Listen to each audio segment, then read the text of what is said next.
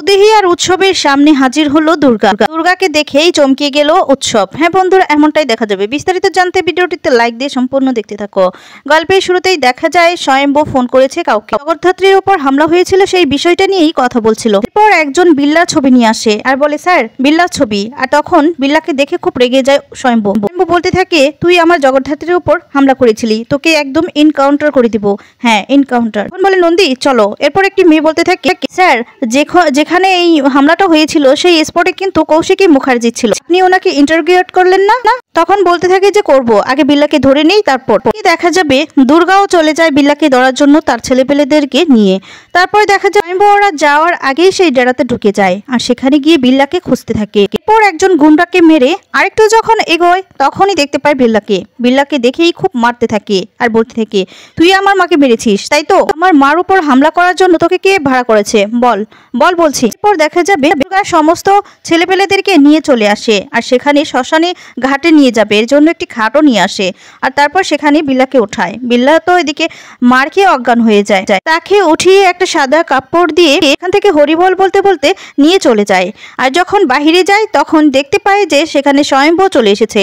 স্বয়ম্ভুকে দেখে তো অবাক হয়ে যায় দুর্গা। আর দুর্গা বলতে থাকে, আমার বাপটা এখানে, আমার বাপ এখানে কিসের জন্য এসেছে?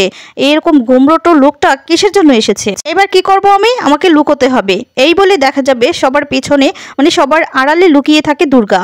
আড়ালে থেকে এরপর সবাইকে নিয়ে সেখান থেকে চলে যেতে লাগে। এদিকে স্বয়ম্ভু লোকেরা যেমন চিরঞ্জিত ওরা বলতে থাকে যে এটা কিসের জন্য স্যার, দেখবো কি? আর তখন বলে, না দরকার নেই, চলো। আর তখনই এদিকে দেখা যাবে সেই ডেরাতে স্বয়ম্ভু ওরাও ঢুকে যায় ডিপার্টমেন্টের লোকজন নিয়ে। কিন্তু ডেরার ভিতরে যখন ঢুকতে পায় কাউকেই দেখতে পায় না। কাউকে দেখতে না পেয়ে তো অবাক হয়ে যায়। এদিকে দুর্গা সেই বিল্লাকে নিয়ে কোনো একটা ডেরায় চলে আসে আর সেখানেই বেঁধে রাখে। এরপর দেখা যাবে এদিকে বৌদেহী মুখার্জি, চন্দ্রনাথ সবাই মিলে কৌশিকীকে ডাকতে থাকে, কিন্তু কৌশিকী তো কোনো সাড়া দিচ্ছে না। তানবীর বলছে যে কিসের জন্য তোমরা ডিস্টার্ব করছো, আমি তো বুঝতে পারছি না, কেন সমস্যা করছো তোমরা, কি হয়েছে তোমাদের? আর তখন বলতে থাকে যে আমরা কারো কথা শুনেছি। হ্যাঁ, কারো কথা শুনেছি। তখন বলে, কার কথা শুনেছো? কি শুনেছো তোমরা? চন্দ্রনাথ বলে, হ্যাঁ কথা শুনেছি তো, কিন্তু কি শুনেছি সেটাই তো জানি না। আচ্ছা বৌদি, কি শুনেছো? তখন বলে, সেটা জানি না, কিন্তু কথা বলছিল। তারপর এদিকে কৌশিকী কান পেতে শুনতে থাকে যে ওরা কি বলছে। কথা বলার কথাগুলোই বলতে থাকে।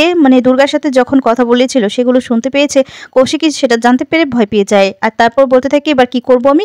মেয়েটাও তো এখনো আসছে না, মেয়েটা যে কোথায় গিয়েছে কে জানে, এখন কি করব? সবাইকে কিভাবে সান্ত্বনা দিব?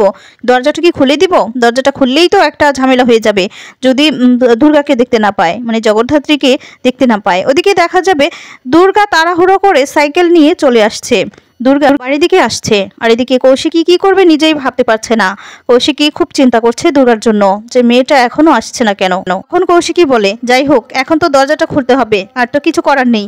এই বলে যখন দরজাটা খুলতে যায় আর বলে যে আসছি, আর দরজাটা যখনই খুলতে যায় তখন তো দুর্গা চলে আসে। দুর্গা এসে বলতে থাকে, এই কৌশিকী আমি চলে এসেছি রে।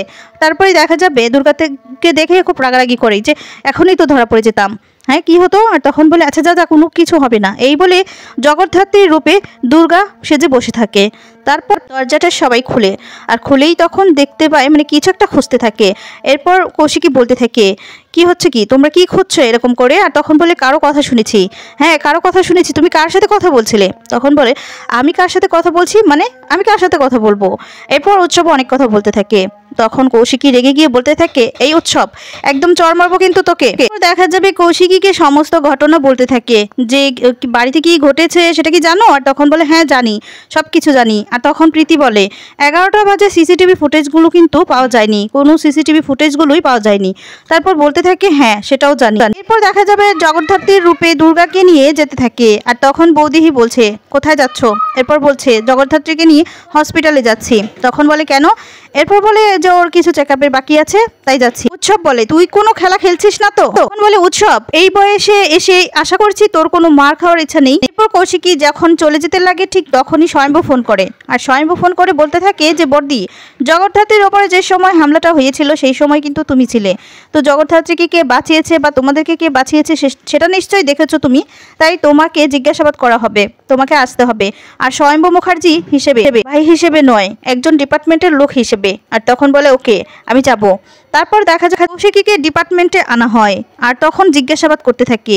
এরপর বলতে থাকে এই মুহূর্তে আমি আপনাকে জিজ্ঞাসাবাদ করার জন্য এনেছি, কিন্তু আপনার ভাই হিসেবে নয়, স্বয়ম্ভ মুখার্জি হিসেবে, ডিপার্টমেন্টের লোক হিসেবে। স্বয়ম্ভ বলে প্রত্যক্ষ দোষীদের কাছ থেকে আর হামলাকারীদের কাছ থেকে আমরা যতটুকু জানতে পেরেছি একটা মেয়ে আপনাদেরকে বাঁচিয়েছে, অর্থাৎ আপনিও সেই মেয়েটিকে দেখেছেন, আপনি তাকে দেখতে পেয়েছেন আর ওকে কেমন দেখতে ওর সম্বন্ধে যদি আমরা কিছুটা জানতে পারি তাহলে আমাদের হেল্প হবে। আপনি কি তার নাম জানতে চেয়েছেন কিনা, তার সাথে কোনো আলাপ হয়েছিল কিনা, সব ইনফরমেশন আমার প্রয়োজন। কৌশিকী সেই সমস্ত কথাগুলো মনে করতে থাকে আর দুর্গার কথাই ভাবতে থাকে। তখন কৌশিকী বলতে থাকে যে একটা মেয়ে ছিল আর তার দেবীর রূপই বলতে পারেন, একদম দেবীর মতোই হঠাৎ করে এসে আমাদেরকে উদ্ধার করেছে, আমাদেরকে বাঁচিয়েছে। স্বয়ম্ভ বলে সেটা জানি, কিন্তু মেয়েটিকে কোনো ইনফরমেশন কি আমরা পেতে পারি? তখন কৌশিকী কতটুকু লম্বা সেটা বলে দেয়, বলে তখন বলতে থাকে কিন্তু এটা বলতে পারি যে মেয়েটি অসম্ভব ফাইট করে। তখন স্বয়ম্ভ বলে আপনি যদি আমাদের সাথে একটু কোঅপারেট করেন, আমাদের আর্টিস্টের সামনে একটু বসেন, তাহলে আমরা অনেকটা হেল্প হবো, আমরা অনেক কিছুই খুঁজে বের করতে পারবো। একটু যদি ডিসকাস করেন তাহলে তার একটা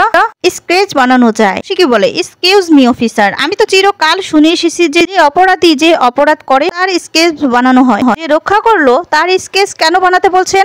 বুঝতে পারলাম না, যেই মেয়েটি উদ্ধার করলো আমাদেরকে বাঁচালো সেই মেয়েটির স্কেচ বানাবেন, এটা বুঝতে পারলাম না। উত্তরটা দিন, মানে আপনি উত্তরটা দেন, আমার কাছে ক্লিয়ার নয়। আপনার বিল্লাকে ধরা উচিত ছিল না? বিল্লাকে ধরার পারমিশন ছিল তো? স্বয়ম্ভ বলে আপনি কি করে জানলেন? আর তখন বলে জানতে হয়, সবকিছু জানি। আপনি আপনার ডিপার্টমেন্ট যেভাবে অপরাধীদেরকে খোঁজেন ঠিক সেভাবে আমাদের কাজ হচ্ছে অপরাধীদের নিয়ে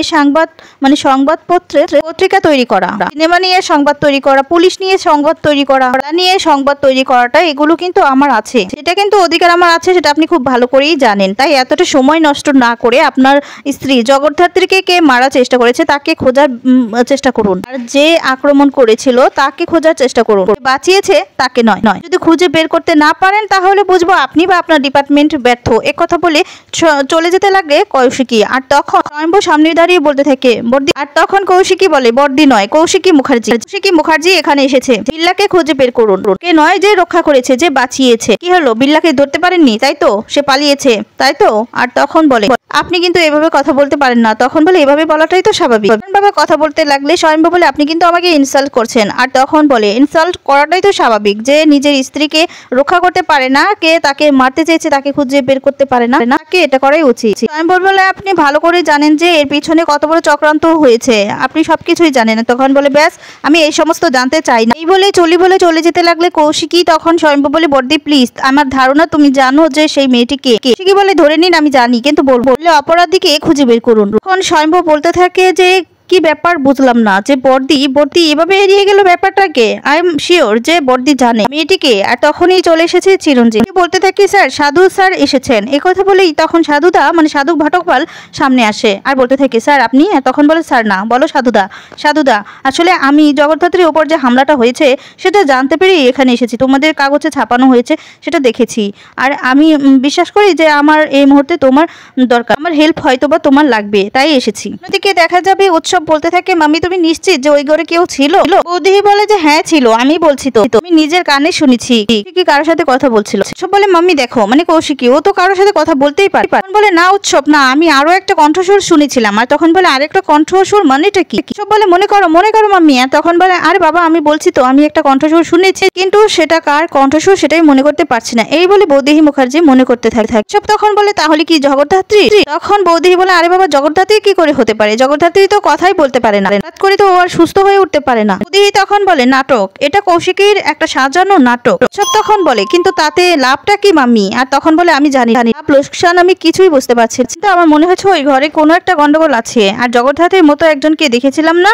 এ কথা ভাবতে থাকলে উৎসবের দিকে অবাক হয়ে যায়। এরপর এক পর্যায়ে দেখা যাবে দুর্গা সামনে একদিন পড়ে যায়, আর পড়ে গেলেই তখন বলতে থাকে এই মেয়ে তুমি কে? তুমি তো একদম জগদ্ধাত্রীর মতোই দেখতে, তাহলে তুমি কে? তাহলে দুর্গা? এ কথা বলে দুর্গা অবাক হয়ে যায়। এবার কি তাহলে জানতে পেরে যাবে দুর্গা